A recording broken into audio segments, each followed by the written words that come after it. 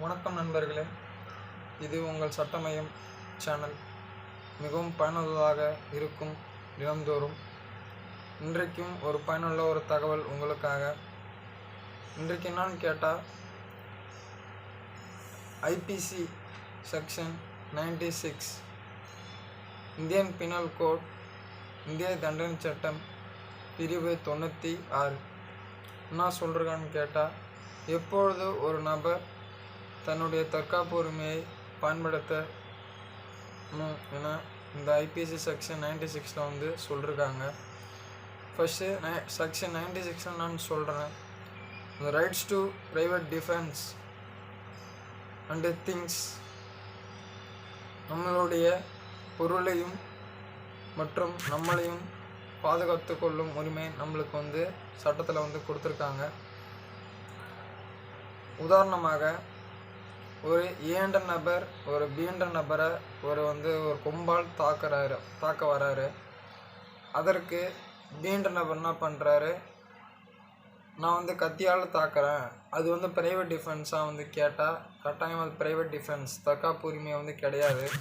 ஒரு நபர் தன்னை ஒரு கட்டையால் தாக்க வராருன்னா, ஒன்று அந்த கட்டையை பிடுங்கி அவர் திரும்ப தாக்கலாம், அல்லது வேறு ஏதாவது பொருட்களை வைத்து தாக்கணும். அவர் கட்டையால் தாக்க வர்றாரு, நீங்கள் கத்தியால் தாக்குறீங்க, அவர் இறந்துட்டாருன்னா அது குற்றமாக கருதப்படும். அது ப்ரைவேட் டிஃபென்ஸ் கிடையாது. ஒரு நபர் தன்னை கட்டையால் தாக்க வர்றாருன்னா, ஒன்று அந்த கட்டையை பிடுங்கி அவரை திரும்பவும் தாக்கலாம், இல்லது மற்றொரு ஏதோ ஒரு பொருளை வைத்து அவரை தாக்கலாம். அது ப்ரைவேட் டிஃபென்ஸ், தற்காப்பு உரிமை. இன்னொன்று, ஒரு நபர் இன்னொரு நபர் சண்டை ஏற்கனவே முன்னுரிதாக இருக்குது. ஏண்ட நபர் பீண்ட நபர் சாதாரண கையால் தான் அடிக்க வராரு. பீண்ட நபர் என்ன பண்ணுறாருன்னா, கத்தியால் அவரை தாக்க வராரு. தாக்கினால் அவர் இறந்துட்டார், ஏண்ட நபர் இறந்துட்டாருன்னா அது தற்காப்பு உரிமைக்காக நான் பயன்படுத்தணும்னு சொன்னால் அது தவறு.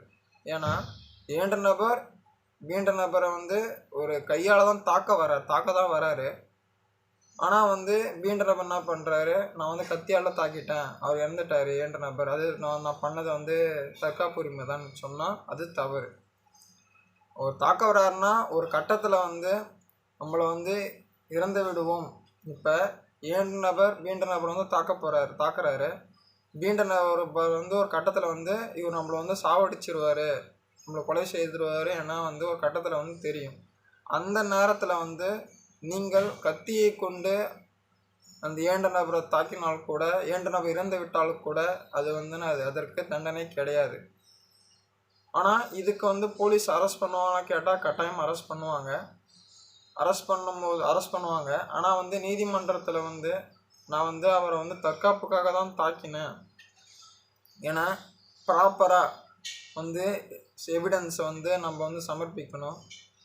ஒரு நீதிமன்றம் அதை பரிசோதனை செய்யும், ஆலோசனை செய்யும் மற்றும் வழக்கில் விசாரிக்கும். நீதிமன்றத்தில் நீங்கள் நீதிமன்றம் தெரியப்படுத்தணும், நீங்கள் தற்காப்புக்காக தான் செஞ்சீங்க, ப்ராப்பராக எவிடன்ஸு எடுத்து சொல்லணும். நீதிமன்றம் நீங்கள் தற்காப்புக்காக தான் செஞ்சீங்கன்னு என உறுதி செய்யப்பட்டால் நீதிமன்றம் உங்களுக்கு எந்தவித தண்டனையும் அளிக்காது, உங்களை விடுவித்து விடுவார்கள். இந்த தகவல் மிகவும் பயனுள்ளதாக இருந்திருக்கும் என நான் நம்புகிறேன். என்னோடய சேனலை சப்ஸ்கிரைப் செய்து கொள்ளுங்கள் மற்றும் லைக் பண்ணுங்கள். நீங்கள் செய்யும் ஒவ்வொரு சப்ஸ்கிரைப் மற்றும் லைக் என்னை அடுத்தடுத்த வீடியோ போடுவதற்கு மிகவும் ஊக்கப்படுத்தும். நான் வீடியோ முடியும் போது எப்பவுமே சொல்கிறது தான், கட்டாயம் முகக்கவசம் அணிங்க, கிருமி நாசினிகளை உபயோகப்படுத்துங்க, சமூக இடைவெளியை பின்பற்றுங்க, 1 அல்லது 2 மீட்டர் டிஸ்டன்ஸ் விட்டு ஒரு நபரிடம் பேசுங்க. வெளியே செல்லும்போதும் வீட்டிற்கு திரும்ப வரும்போதும் இல்லை கடைக்கு சென்ற வீட்டிற்கு திரும்ப வரும்போதும் கட்டாயம் கைகளை 1 அல்லது 2 நிமிடங்கள் கிருமி நாசினி மற்றும் சொப்புகளை போட்டு நன்றாக கழுவுங்கள். கட்டாயம் முகக்கவசம் அணிங்க. நன்றி, வணக்கம். வேறு பதிவில் வேறு முக்கியமான ஒரு விஷயத்தில் மீண்டும் சந்திக்கிறேன். இது உங்கள் சட்டமயம் சேனல். நன்றி.